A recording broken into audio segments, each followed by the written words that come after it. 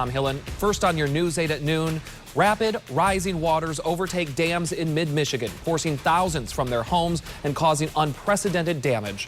Here's a good look at the area of concern. The Edenville Dam has failed. The Sanford Dam has been breached. All that water is now headed into the Midland area on the Tittabawassee River, which will eventually flow into the Saginaw River.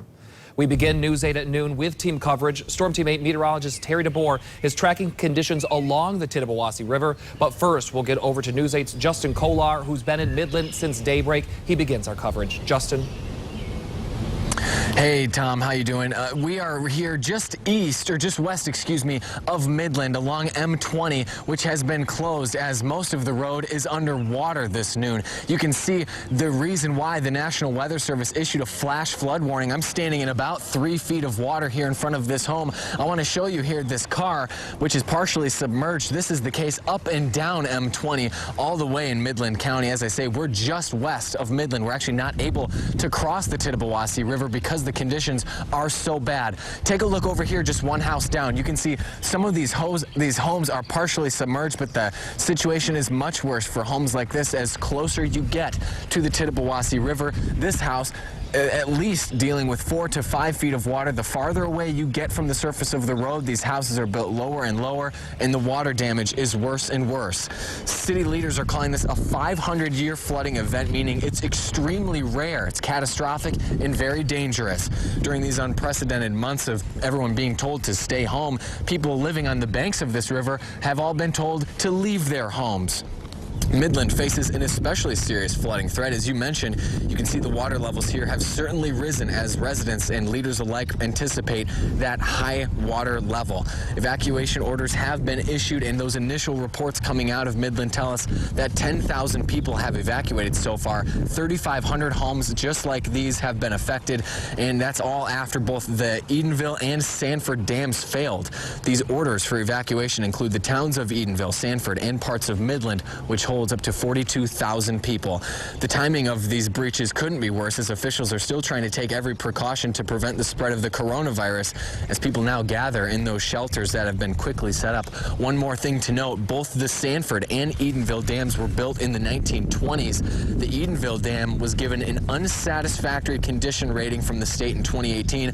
Also worrying, Dow Chemical's main plant sits on the city's riverbank. Now, we have seen the National Guard patrolling up and down M20. They're here, some of them from West Michigan's own Fort Custer base, and they're here to help make sure that things go smoothly down at Dow Chemical and to help anyone still in their homes needing to evacuate. We haven't seen any of that here so far. It appears that everyone has heeded the governor's warnings and gotten out while they still had a chance. We are reporting live in Midland. Justin Kolar, News 8. Okay, just incredible images coming out of Midland. So let's turn things over to Storm Team 8 meteorologist Terry DeBoer. She's tracking conditions along the Tittabawassee River. Terry? Well, the water levels are still rising, Tom, and they're already above what was the previous record all-time stage. And this is that stretch here you can see into downtown Midland.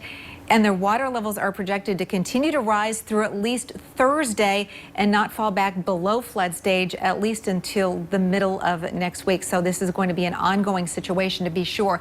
Now, here in West Michigan, we also have some significant flooding concerns along the Lake Michigan shoreline. We've got a lakeshore flood advisory in effect. That will remain in effect through 10 o'clock this evening. A lot of parking lots and roads right along the lakeshore are already flooding and underwater. And in addition to that, we've got a number of rivers and streams that are also under flood warnings here in West Michigan, and those will likely be in effect through at least the next several days. In fact, there are portions of the Grand River and the Muskegon River where the waters will not fall below flood stage at least until Tuesday of next week. That's 6 days from now. So we'll continue to track the latest. Now, the good news is coming from West Michigan's weather, in that we are looking at no significant precipitation coming our way until at least the end of the holiday weekend. So we will have several days of dry, sunny, and warmer weather to get through, and that will really help the evaporation process.